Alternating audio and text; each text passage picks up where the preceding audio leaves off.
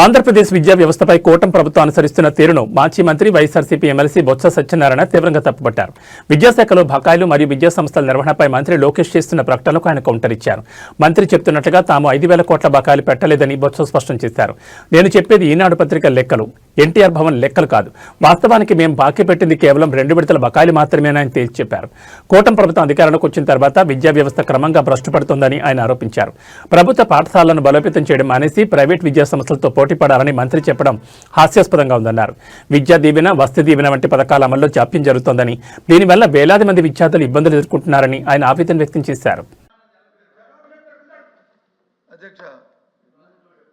మంత్రి గారు విద్యాశాఖ మంత్రి గారు మళ్ళీ వెల్ఫేర్ మినిస్టర్ గారు ఏం చెప్పారో దాన్నే ఆయన రీట్రేట్ చేస్తారు. ఇది వాస్తవం కాదు, సత్యదూరం మాటలు ఇవి.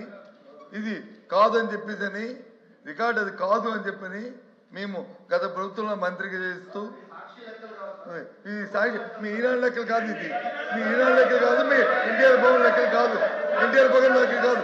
అధ్యక్ష వాస్తవం చెప్తున్నాం. ఈ రాష్ట్రంలో విద్యా వ్యవస్థను బస్టు పట్టించి వ్యవస్థ వాళ్ళు ప్రాపకం కోసం, వాళ్ళు పొగడ కోసం ఇందాక వచ్చి నాడు నేడు ఎందుకని మాట్లాడారు అధ్యక్ష? నాడు నేడులో ఫినిషింగ్ అవుతున్న స్కూల్ని చేయాలనే బాధ్యత అధ్యక్ష, ఆ చేయవలసిన బాధ్యత అధ్యక్ష. అది చేయకట్ట విద్యార్థికి వచ్చి ఫీజు రింబర్స్మెంట్ ఈ రాష్ట్రంలో వచ్చి ఉంటుంది.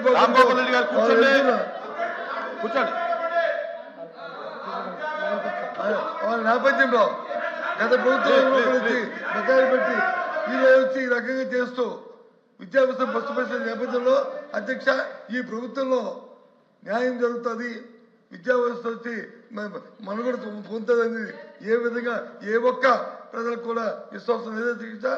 వాళ్ళు ఏ అబద్ధాలు చెప్పుకుంటారో ఏమి చెప్పుకోమని అధ్యక్ష.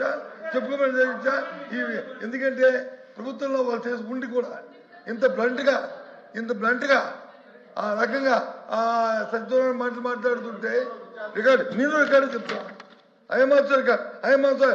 మై ల్యాక్స్ 4,200 కోట్లు కాదు, 2 వాయిదాలు తప్ప